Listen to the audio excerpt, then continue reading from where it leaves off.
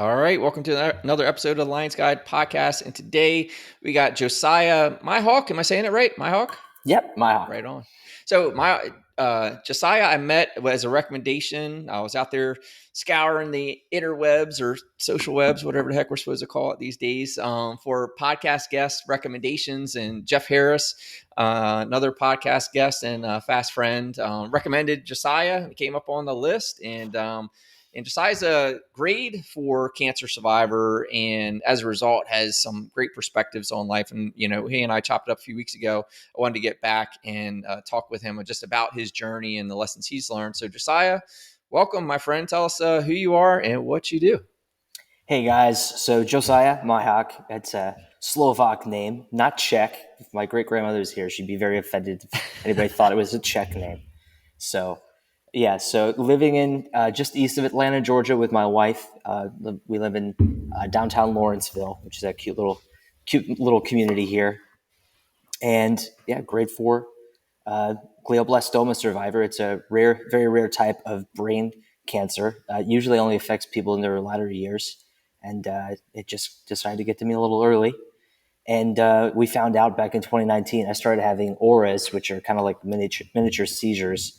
And then I put up with it for a while until I started getting them multiple times a week. And then I told my wife, like, hey, I think, the auras would just like distract me from work.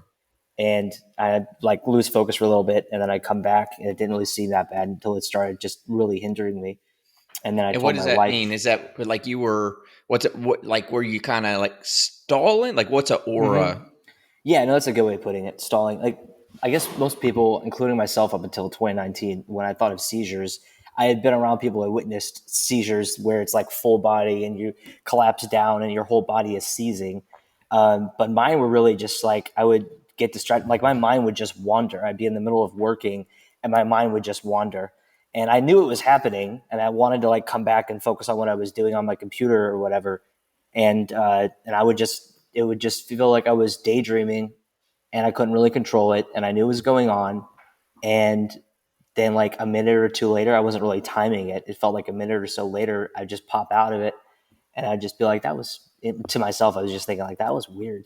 And I'd just get back to working again. So that would happen once a week and I really wasn't registering it. And then it started happening multiple times a week. And then it started happening 2 or 3 times a day.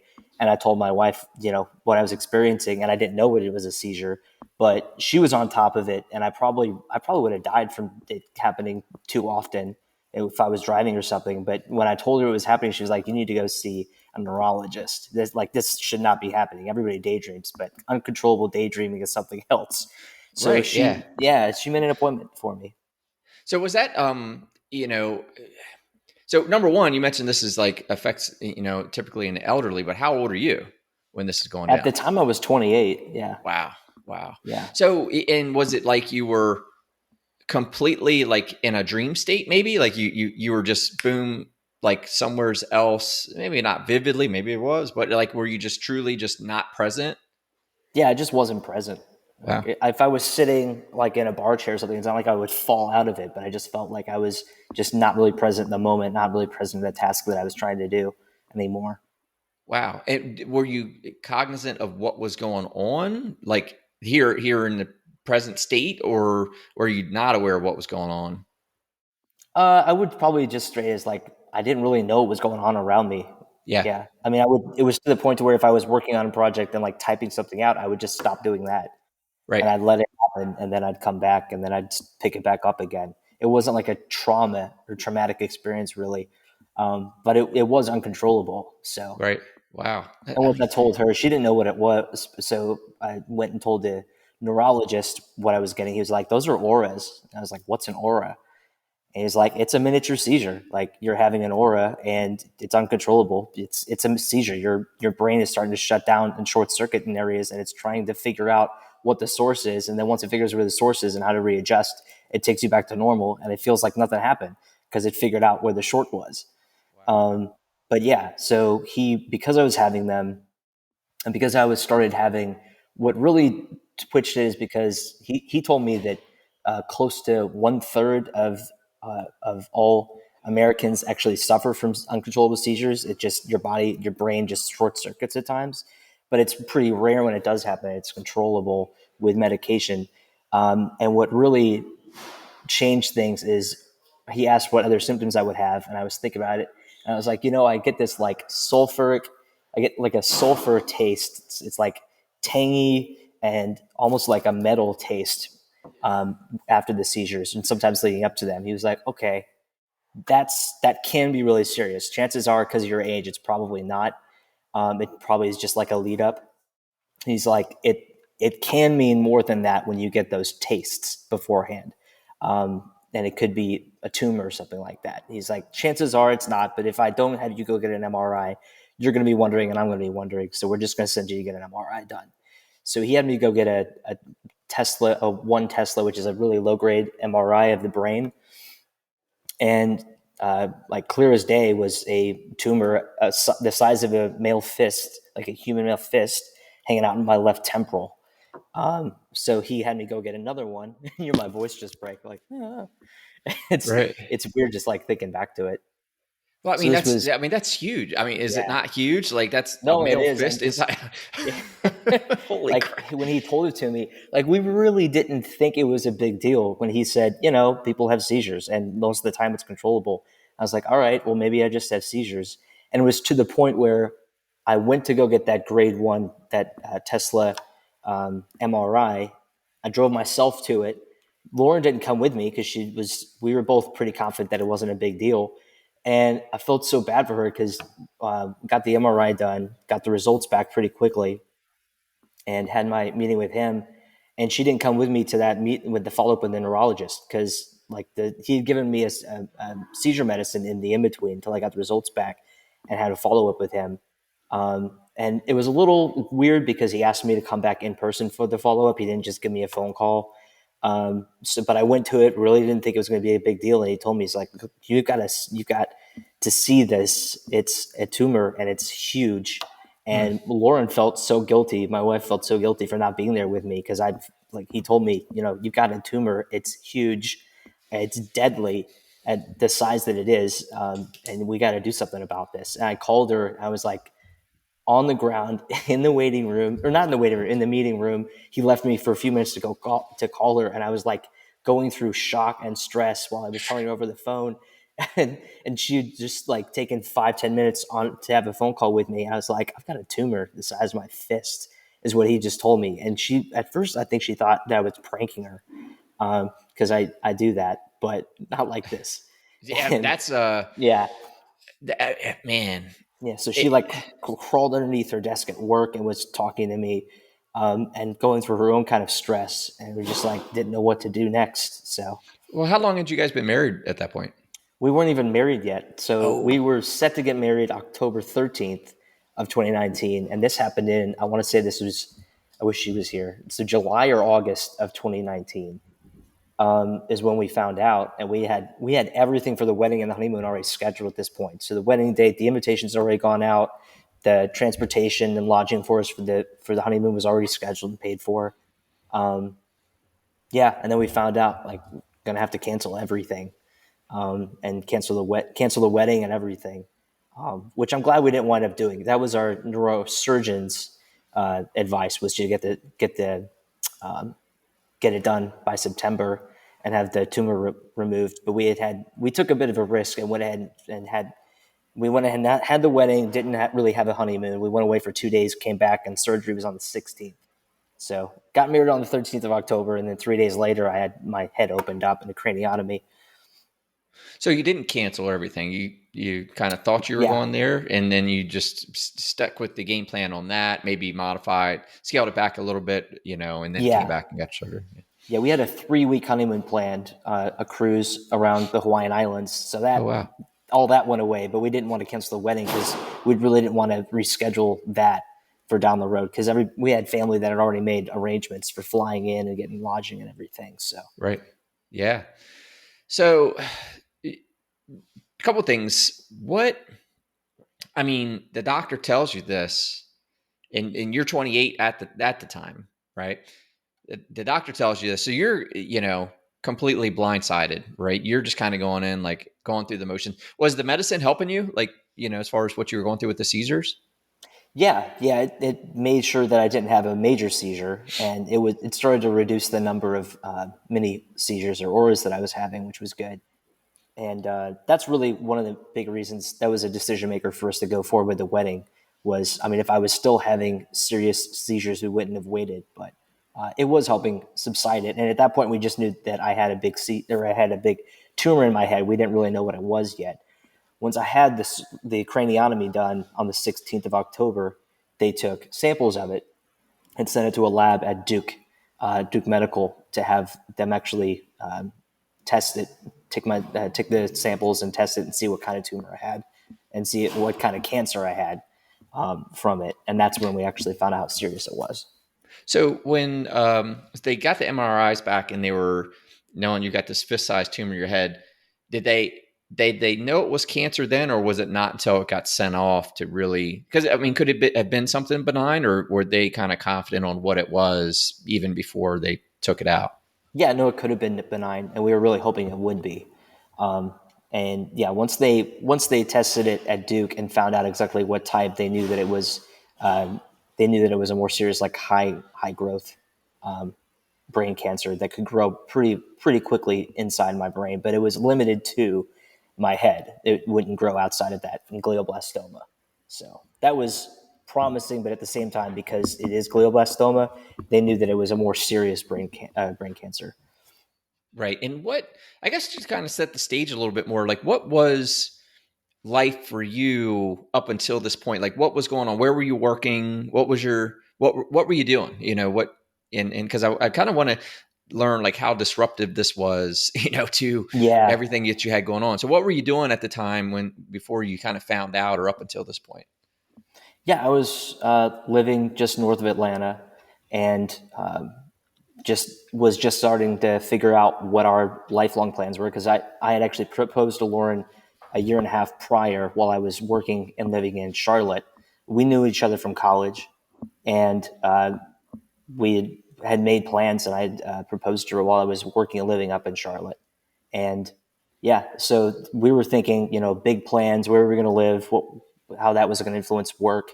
And yeah, that was just making big plans at that point. Really, I was working for the same company that I am now. I was consulting for them at the time, and was working remote and driving down into the city sometimes to go into their HQ. But yeah, it was life was I was starting to work out and lift and play tennis all the time. I actually had auras. I remember having the same auras when I was playing tennis with my coach at times, and I thought it was because I was getting dehydrated or something. And once or twice I would call Lauren and let her know, hey, like I had one of those weird things again.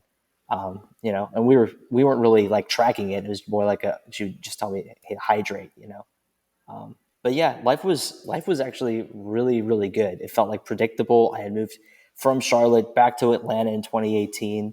I was doing leadership consulting up there and traveling all over the country. I'm really glad I wasn't doing that at the time we found out about this, because I was traveling a lot. I was driving. I was on trains. I was flying a lot for work, and it was really great. I'm glad I had that experience, because especially after COVID happened, we haven't gone anywhere outside of driving distance for the last 3 years.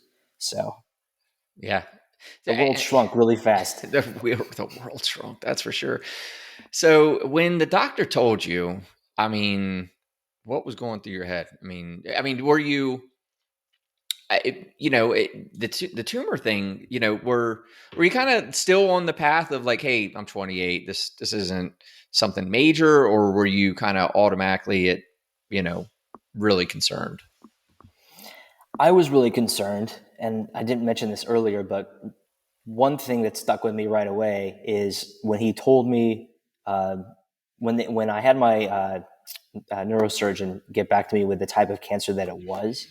The first thing he said was, "Don't Google it," which was really scary, because I mean, the first thing you're going to do when you get home. And I actually, to this day, haven't Googled the kind of cancer that I have. Mm. And one thing, I felt like that was a control for me. I'm glad he told me, even though it kind of, like, in the moment, it stressed me out. but I felt like that was one thing I could control myself, was not take it so seriously. I know cancer happens. I have had multiple family members, not immediate family members, but my grandfather and grandmother lived through it. And there is a hope that you're going to be a survivor, and that was something I held on to. What scared me a little bit more was once I had so many people in my lives who, in our lives, that started reaching out to us with support. I was like, maybe this is more serious than even I want to believe. If all of these people that I haven't talked to in years are reaching out, asking what they can do, which really was really sweet. But you start to wonder because you don't really know how serious it is. But when you have people seriously reaching out, asking what they can do and how they can make our lives easier, it's like, wow, I guess this is really, really bad. Yeah, I think that, and that's interesting to hear. So you say your grandparents were cancer survivors, not the same type, I would imagine, but some Yeah, sort of cancer so survivor. yeah, different kind of cancer. There's so many. Yeah, and one of my uncles who had a cancer in his throat, he was really supportive, but also at times it was hard comparing because I knew what I had was in the brain and it was much more severe. And he would be like, you're gonna go through chemo and radiation, it'll be over. And I know uh, he was trying to be supportive, but at the same time, I was going and having meetings with doctors telling me just how strenuous and this was going to go on for years possibly. And I'm like, okay, don't lie to me and tell me it's going to be quick and easy, because Sure. that's what he had gone through with his. And Yeah. he's a very, very strong, very powerful person, and it meant a lot to hear that from him. But then I'd be hearing from professionals, and I'd be hearing from them, you're going to have to go through 40 rounds of radiation. You're going to have to go through at least 12 months of chemotherapy, and it might even go on past that. That's just what we're planning for right now. And just, yeah, it was definitely very, very stressful to hear and have to go through.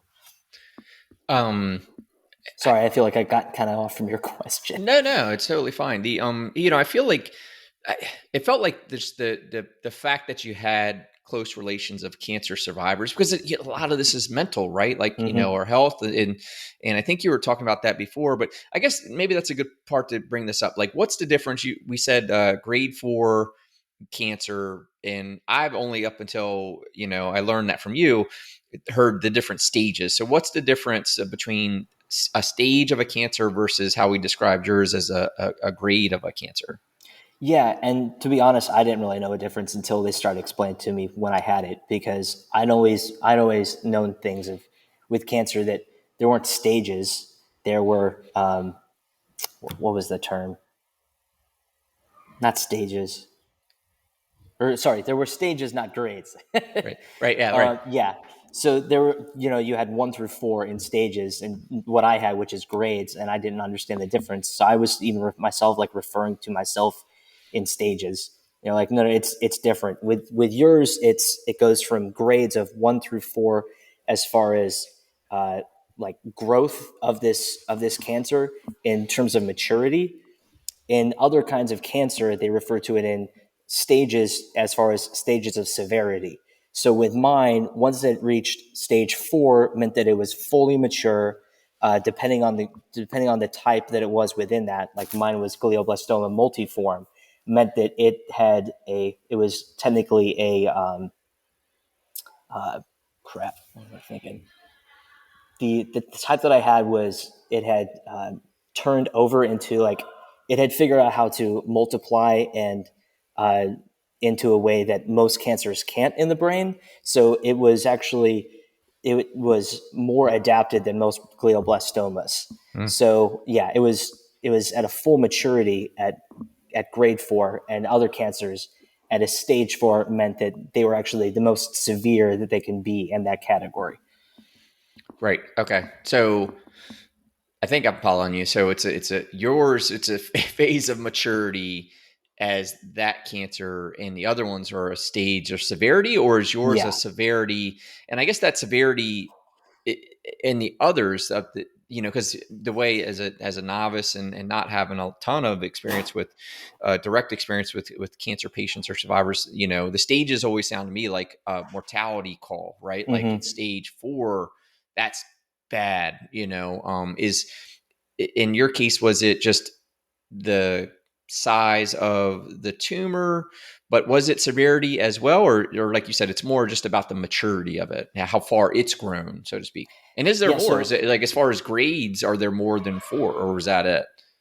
as far as I'm aware, there's only four, but it can start to multiply into other areas once it is a grade four versus just being like a small source at a grade one, two, or three.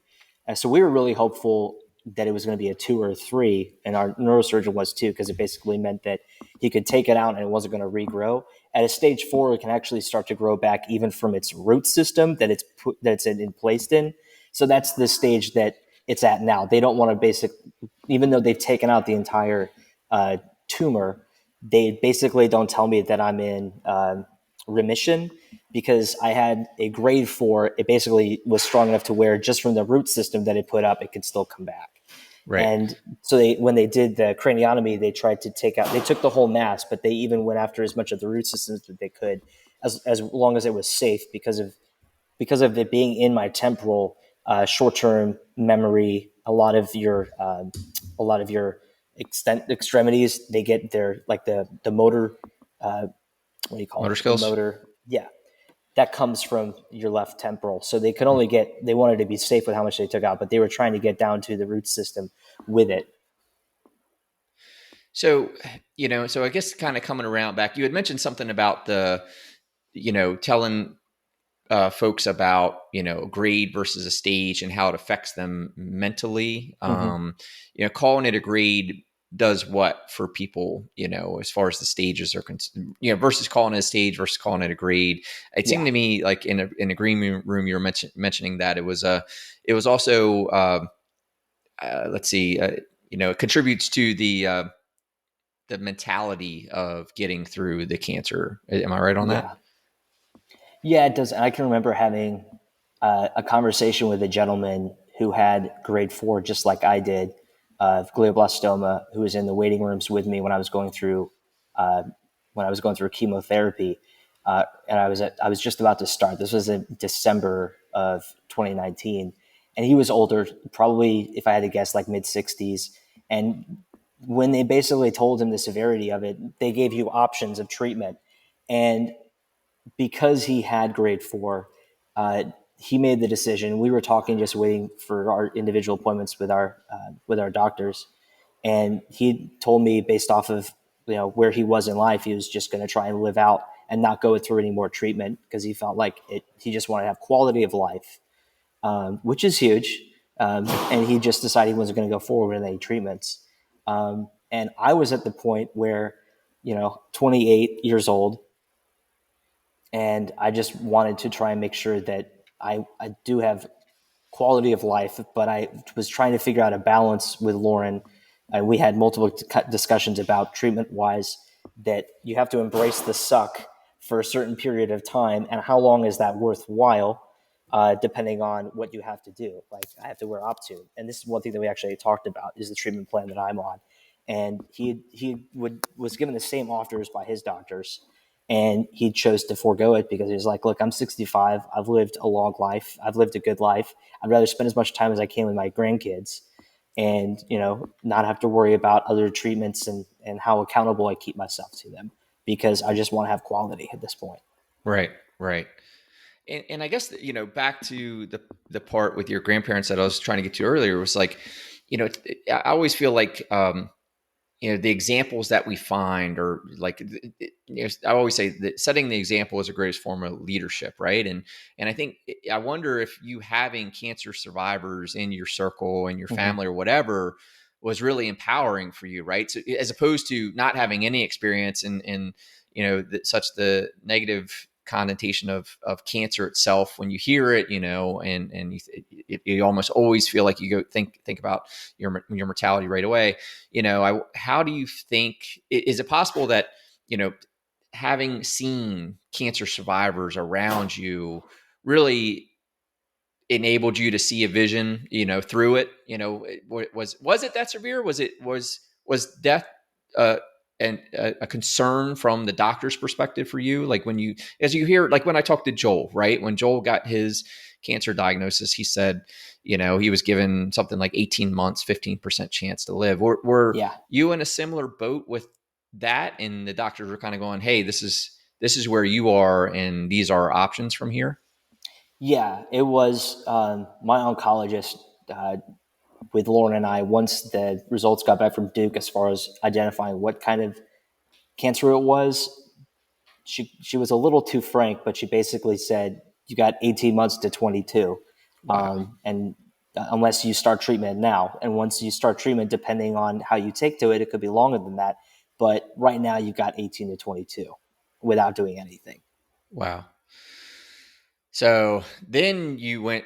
Now it became a bit more real, but I imagine that conversation didn't stop there, or did it? It Yeah, just it's now you picked an option that left you where on that path. we're coming up on 24, so yeah, yeah. I get my next MRI in just a few days on Wednesday of this week. I had to go back for my MRI. This will be the um, yeah. This if I make it past this MRI, which of course I will. Yeah, that'll be will have proved her wrong as far as as far as how long I would last. Yeah, so And that was without treatment, right? So I'm yeah, I believe assuming, that was, if I yeah, remember correctly, that was without treatment. They were right, basically saying 18 to 22. right, right.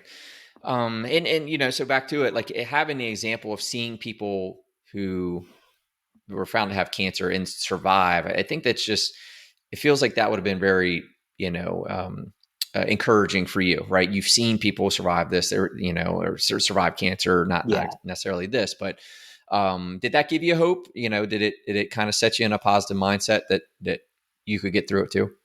yeah, it did, and just the amount of support that we had, not from we had a lot of support from people that were they just knew that I had it in me, and they encouraged me with that a bunch, and just tell me about times in their lives when I was there for them and how much that meant. And it wasn't like I just want to get this off my chest before you're gone. It was like if you can be there for me um, before you had any stresses in your life, just imagine what you're capable of now.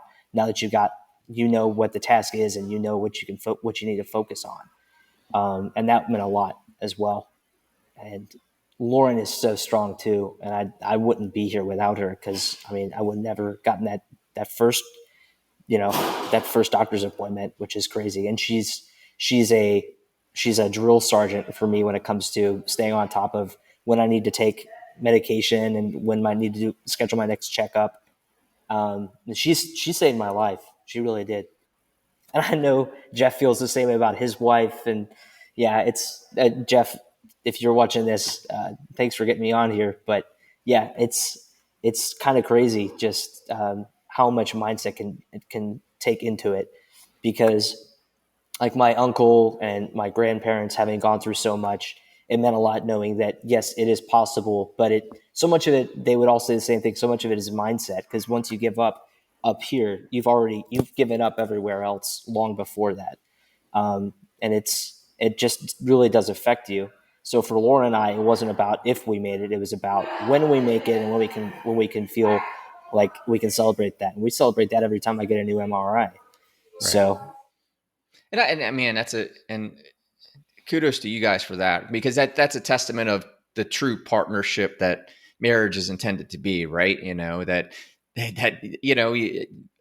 say it various vows when you're at weddings, right? They talk about two, when two become yeah, one, right? And that's awesome, man. I'm really really proud of you guys to hear that, right? Because she's there for you. She's covering yeah. for you, making sure you're doing the right stuff, and really acting out her love for you, man. That's awesome. That's really Yeah, and there awesome. was even one point, because we weren't married yet when she found out about it, and it was leading up to the wedding.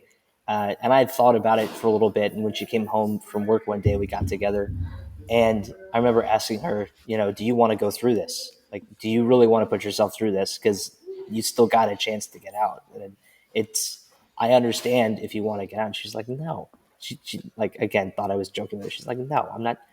This is what I signed up for. We're going to go through this together. Yeah. And it really has been together. I put her through a lot, and still do sometimes.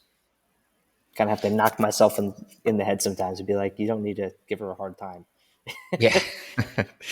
No, man. That's again, that's super awesome. The with regard to Was it just the one surgery, or have you been through other surgeries? So just the one surgery, the Well, craniotomy. So I had the craniotomy in 16th of October 2019, and then I started chemo, I started radiation in the very end of, I want to say it was like right after Christmas, the week after Christmas in 2019. And I had 34 treatments, I believe, of radiation, which went through the beginning of February, I want to say. And then started radiation. They gave me a break because swelling of the brain after radiation. And in February, um, there's there was a group of guys who had just started a company. I'm really into the aviation community. I don't have my pilot's license, but I've just always been really passionate about aviation. And I got connected with the owner of Red Six in avionics in Southern California. And he reached out to me and said, "Hey, if you ever get a chance from treatment, if you ever get a break from treatment, and you want to come out and visit us, we'd love to have you." So in February, my dad, who got me in aviation, he and I both flew out and flew with them. And then by an odd chance, wound up meeting Jay Leno and getting a tour of Jay's garage and all of his cars. He let me sit in my favorite cars, McLaren F1, and then came back and started chemotherapy in March. So that was really cool experience, and it took my mind away from it for a little bit.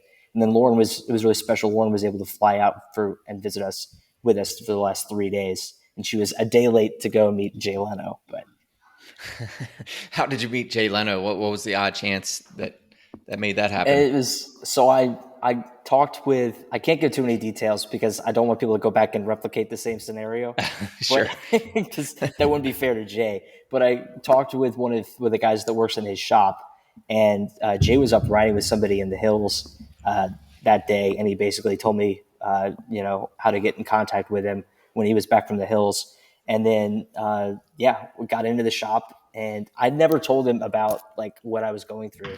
I think you could tell because like half of my head was like balding at that point from the radiation because it was very local to my left temporal. So I looked odd, but Sure.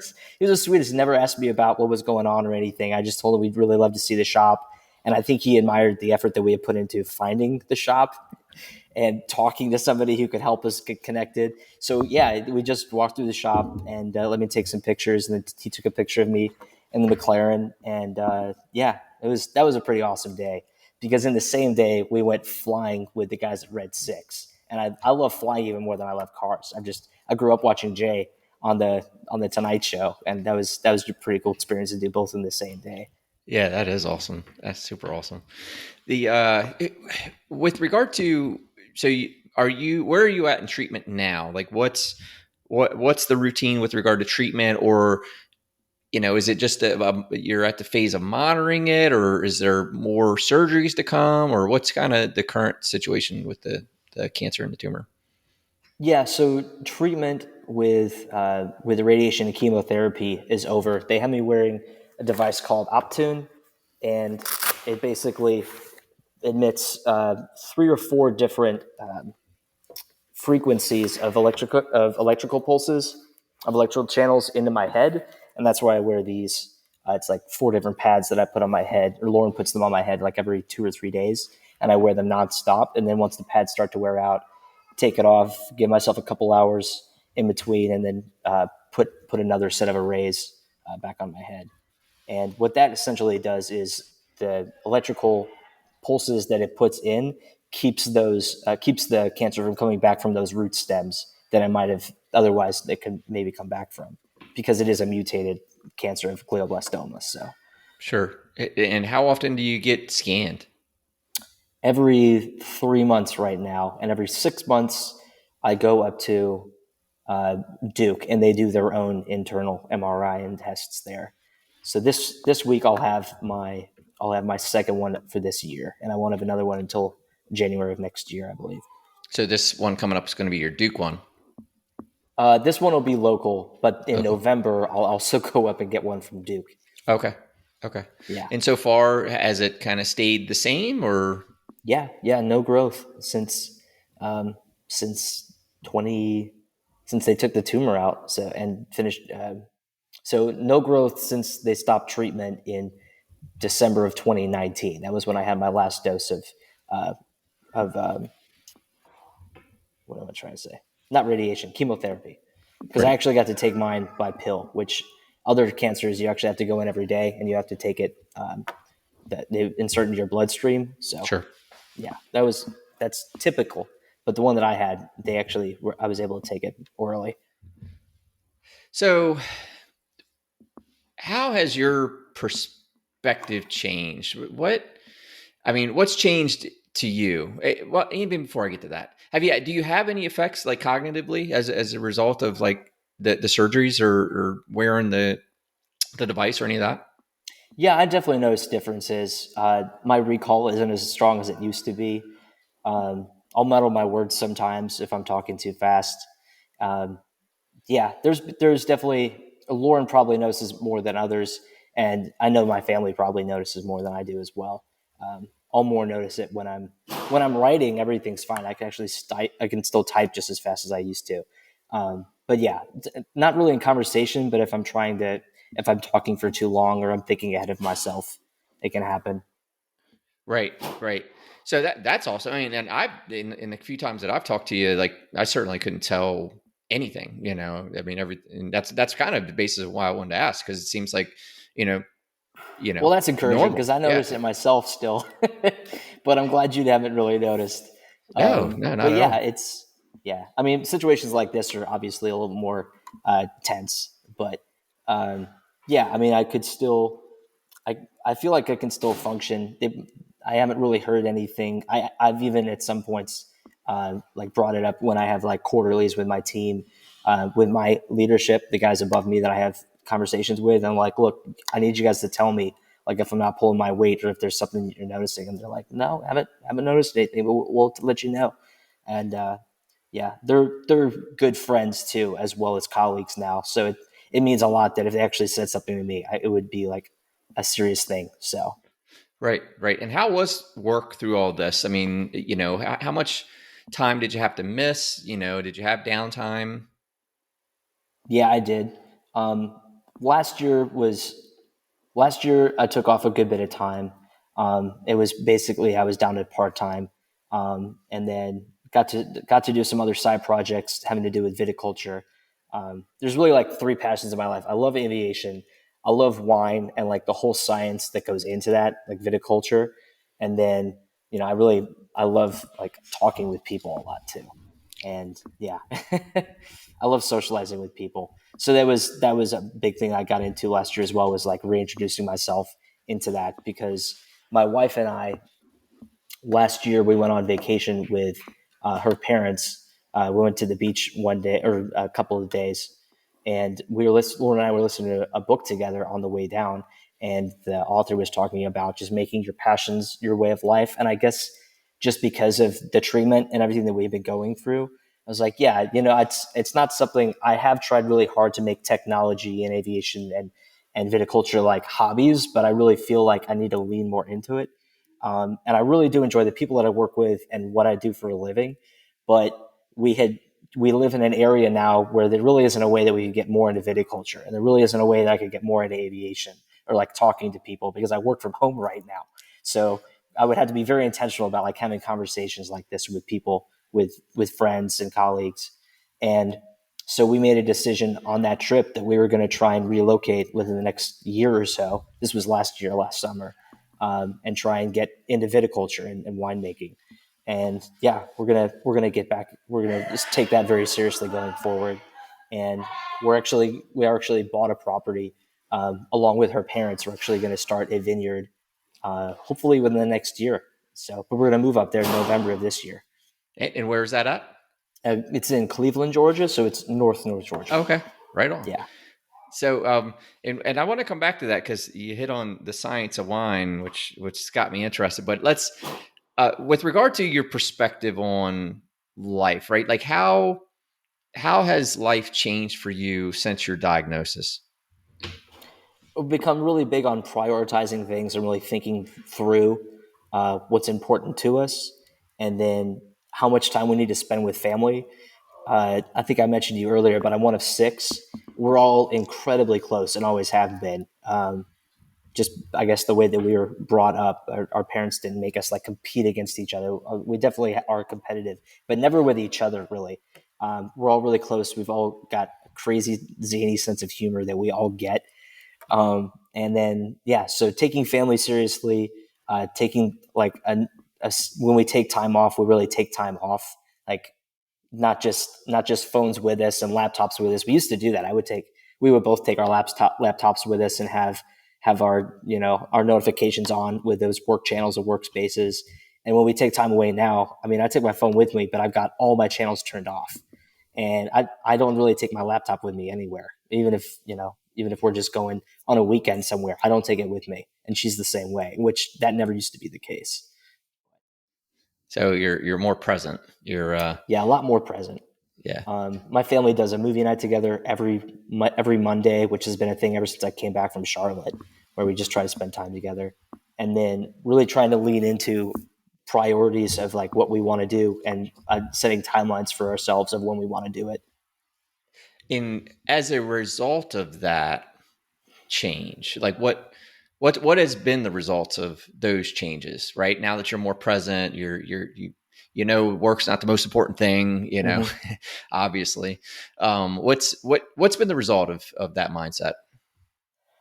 A lot of progress. I mean, I'm healed. I really do believe that to my core. I really feel like I'm healed, and the checkups are really just for my doctors and to make sure that I keep my driver's license more than anything. But it's yeah. I mean, feeling healed and confident leads into so many other things, and we set milestones and we stay to them.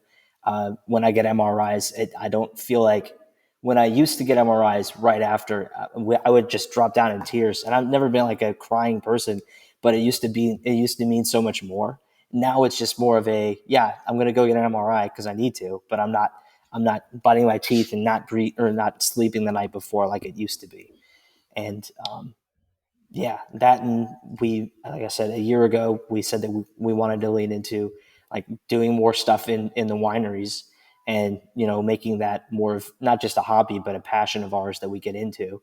And yeah, we started looking at properties a year ago and started telling friends and family that that was something that we were going to lean into. And friends of ours that we actually met through the wine community up in that area actually reached out to us and told us we have a family property that we feel like has outgrown us because we want to downsize and we don't want it to get sold and chopped up into a bunch of small homes and small lots. We'd love to see and be part of you guys growing into this space. So we actually got an amazing deal during a market that was insane for houses last year, and finalized the paperwork and the offer the beginning of this year.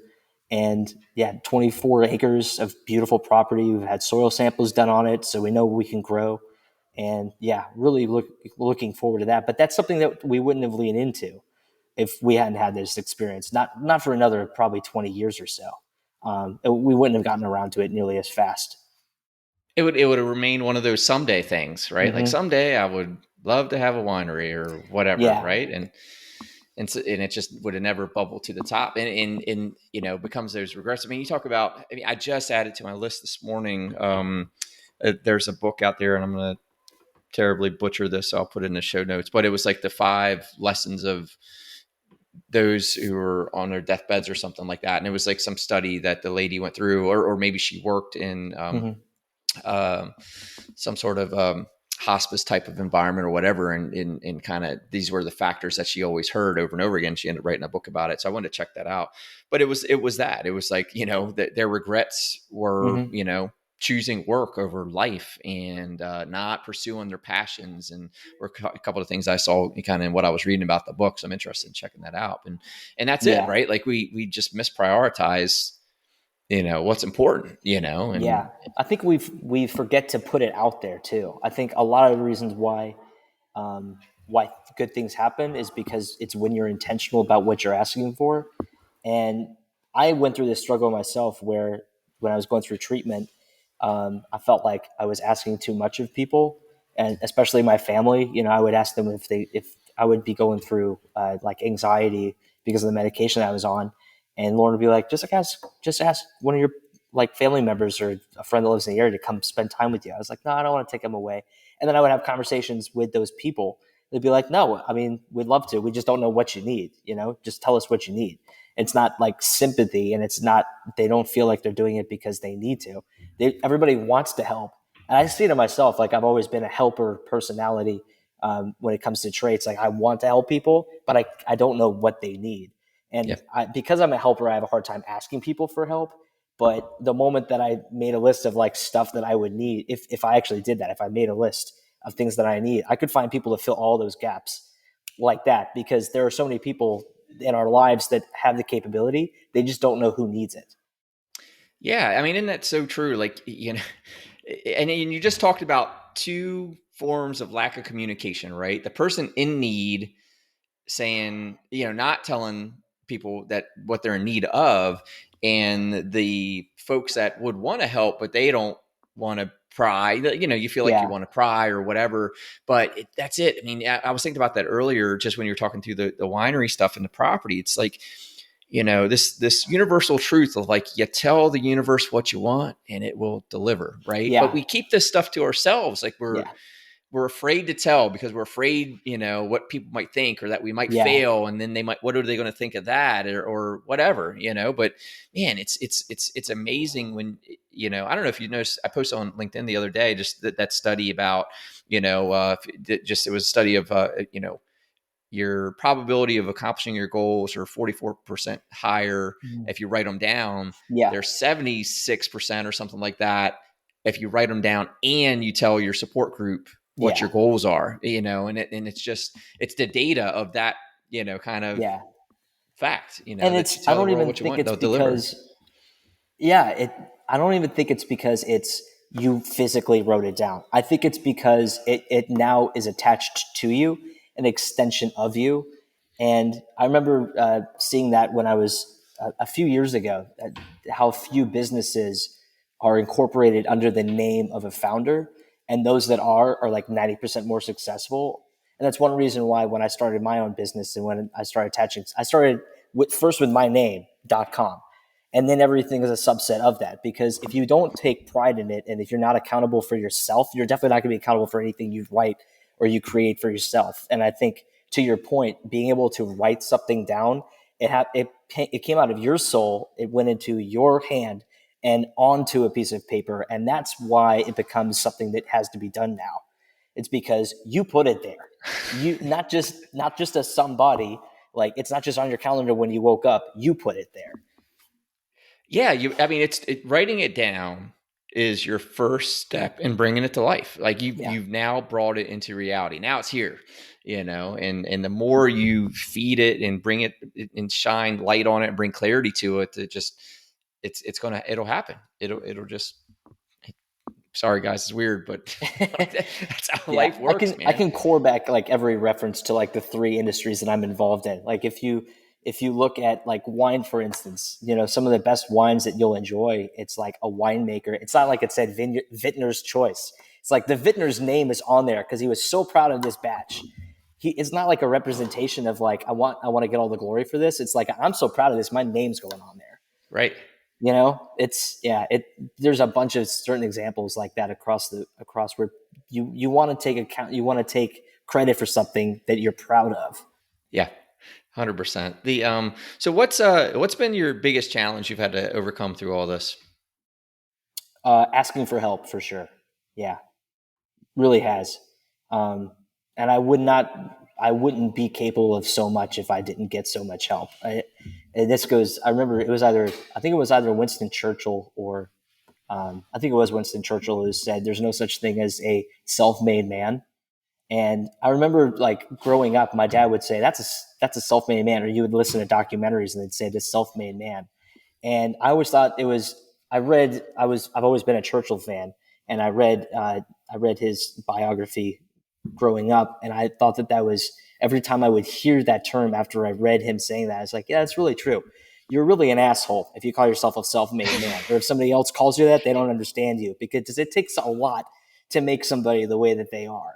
You don't do it alone, and I've had to lean into that a lot over the last 2 years, and asking for help But because of that, I don't take all the credit. I acknowledge the people for who I am and what I'm capable of now because I couldn't have done it alone. And I'm okay with that. Yeah. And what do you think was how did you overcome that? What did you have to do differently? Admit my shortcomings and reprioritize what I needed to become really good at. Structure was really big. I'm extremely organized now, and like right down to the letter of when I need to take stuff, what hour I need to take stuff, how many steps I need to take in a day, or like a minimum, not really a maximum, but like I need to go for a walk every day. How much time I write for 15 minutes a day, and I've got a check mark for that in my calendar. I spend time in devotional, 10 minutes a day. Uh, and it's not necessarily even something that is hard to do. It's just getting into practice of adding these things. And I feel good when I take it off my check mark because I accomplished it that day. And I don't do it always every day. It rains like 40% of the day here in North Georgia. Sometimes working every day is really hard. But yeah, it's just those little things that tend to add up. And I didn't have those structures 2 years ago. I didn't read for 15 minutes a day. I didn't listen to my podcasts and daily devotionals every single day. And I didn't write a certain number a day. And it's not even sometimes a diary of like my thoughts. Sometimes it's just poems that don't really make sense to anybody but me. It's just taking the time and being intentional during that period and something that I take pride in. Yeah, getting the stuff out of your head, it's like decluttering, right? Like when you Mm-hmm. can, I walk around with these. I give a class on it. It's out there if anyone wants to find it. But like I have 5 paper-based tools that I use for like I've got Rocket books, I've got draft pads, I've got an Yeah. everyday carry notepad. Like because I agree. Like I've learned, like I've got to get stuff out of my head, or else Yeah. my brain is going to chew and chew and chew. Like I always kind of use the analogy, like it's like this dog chasing cars, and like Mm-hmm. the car's an idea, and then my brain just starts chasing it, and like it's, Yeah. and so for me, like I would literally, like, here it is, always within hand's reach. I walk around with this notebook, and I have like little codes that I put, like when something comes in, like that's an idea, or that's a lesson for content, or that's someone I want to reach out to, like it just comes out and goes down, comes out and goes down. And now my brain can stop chasing that car because I took that car off the street, so to speak. Yeah. Yeah, But but it's so important to do that. And yeah, you can wait until the end of the week and do a weekly review. But if you, that like, you'll never do it then if you don't do those little things throughout the week because you'll be like, I don't want to do a weekly review. That's going to take like an hour. I've thought about so much stuff this week. yeah, But you've yeah, decluttered all week long. So your end of the week review that you do on Friday, it'll be like 20 minutes long yeah, because you've done it all week. yeah, a hundred It's like the percent. Like laundry. You're going to the spend all your weekend doing laundry if you don't do it throughout the week. yeah, it's no, I call it like my little field journal, and it's actually a part of my end of day routine. Is I go cipher through all those things I captured throughout the day, and then I put them where they belong. Right? Maybe it's a Yeah. to do, or maybe it's a quick email, or maybe it's something that goes on my calendar or in my task list or whatever. But you know. So I have a system, so Mm-hmm. to your point, right? I brought a structure even to like the, what do you call it, monkey mind or whatever, Mm-hmm. that. So I thought about something earlier too that you said. Now that you say this, right? It's you talked about how now when you go in for the MRIs, it's kind of like no surprise. Like, yeah, I know it hasn't grown or whatever. And all this that you just described, like what you've changed and how you've all these things that you're doing now. And I'm gonna go so far, like your joy of living now, right? Um, it's the conversation about leading and lagging indicators, right? Like if you're attending to your leading indicators, if you're doing all the right things, like when it comes time to report on the results, it's no surprise, right? I always use the school grades versus the report card, right? If you're doing all your assignments, you're showing up to school, you're doing all the right things, well, when the report card comes, it should be no surprise. And you really reminded me that when you said, "Hey, I go get my MRIs because that's what the doctors wants," but I know I'm good. And do you think that's the case with all these things like you just list out, like all the things that you're doing now? You're doing them because that's what's keeping you on track to you know Yeah, I keep the do. tumor down. Yeah, I would definitely credit that to the structure that I now have that I didn't even have. I probably maybe had a quarter of it a year ago. Um, in any area but work, I've always really prioritized work, even since I was a kid. I started a business when I was like under 10 or something like that. But when it came to off time, I had no structure on a lot of my life. And now I have structure in just about every area, because part of it's probably security, because I know that if I have it under control, nothing's going to surprise me. But I do the same thing as you do. I do it digitally, but I have the same, like I have a private workspace for myself now, like a personal workspace where I put things in three categories of like, I'm working on it, it's in progress. I've got it scheduled. I'm going to start it on this date. And then I have a completed area just to give myself credit and feel motivated by like, look at all this stuff I've just tacked off. Like even the stuff that I've done, I don't delete it from my task list. I use it as like an indicator of like, look what you're capable of. Look, you can feel good about all that stuff you've checked off because it's done. Yeah. Yeah. 100%. So what do you think, like, what are the big lessons, through your battle that you've taken away now? So when people are talking to you about this, or if, what are your big takeaways from all this? I've, gosh, there's so many. It's tough. leaning into your Leaning into the things that bring you joy and life has been really big, because it shows other things in your life that you need to prioritize in the in between tasks that are going to get you there, which is daunting at first. But then once at least you've gotten there, you've defined what those things are that bring you joy, that you really need to care about more, which leads to those lists of all the things that you have to do first before you're going to experience that joy next. And then once you've done that and you've built out the sub lists of the stuff that you need to get there, it's easy for you to make a daily to-do list of like what you need to do to feel good about that day, because you got one step closer to that joy. And it's it's not fun. I'm not going to lie to anybody. Like getting there is not fun. It's like starting to work out and making all your muscles sore for like 5 days straight because you worked out for the first time in 6 months. And that part is definitely not joyful, but at least you've defined early on what is going to bring you joy in the end. And it's not over. A lot of people put that on like the new year. There's a lot of new year things, but if you can make that a constant. My wife and I just spent a weekend with some really close friends and family this past weekend celebrating her birthday. And leading up to that, we knew where we were going to stay. We knew what we were going to do. I knew how much we were going to spend, or like a rough estimate. And that had been planned well in advance, which made spending that entire weekend with people really relaxing, and I didn't have to think about anything.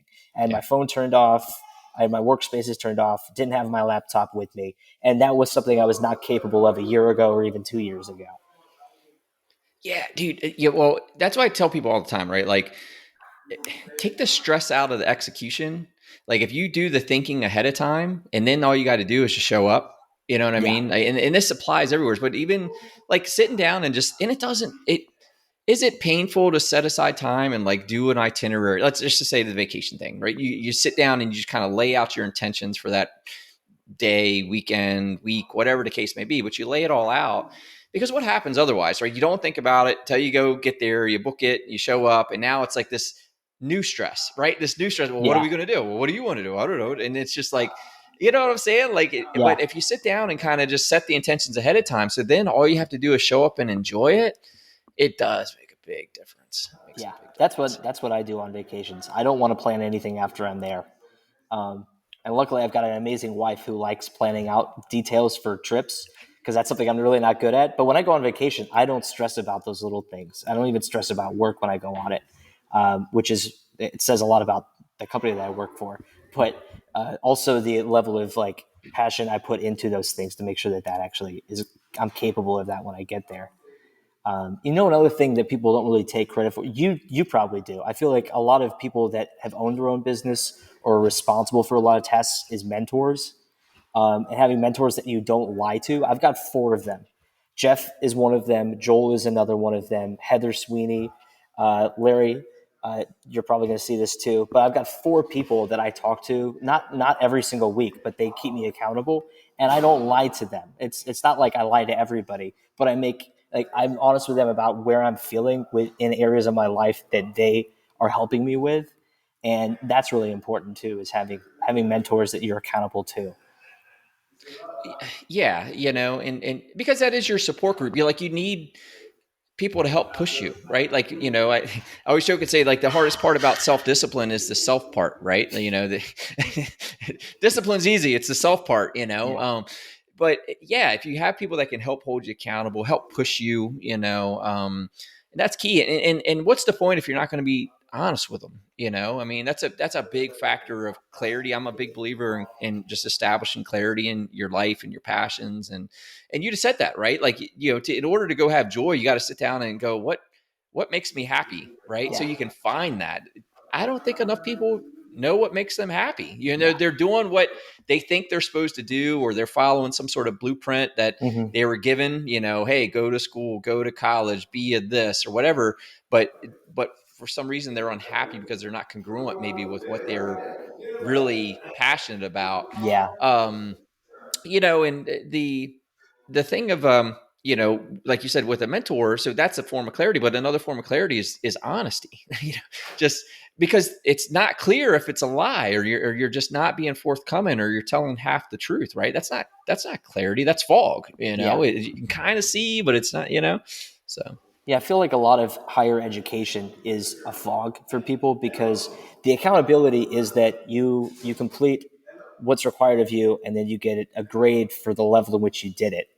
And if a lot of what I get from my mentors, I would get a D or F for it, because I'm choosing to cover with them the parts of my life that I feel like are shortcoming, so that I can fix them. Whereas in higher ed, in a lot of portions of it, you're only responsible for the things that you committed to doing to the best of your ability. Which necessarily, like, if you go into a major that you're super passionate about, you might spend all of your time doing things that you're just really good at, and then you get out and all you know is the things that you're really good at. What about all your shortcomings? Did you take time for that?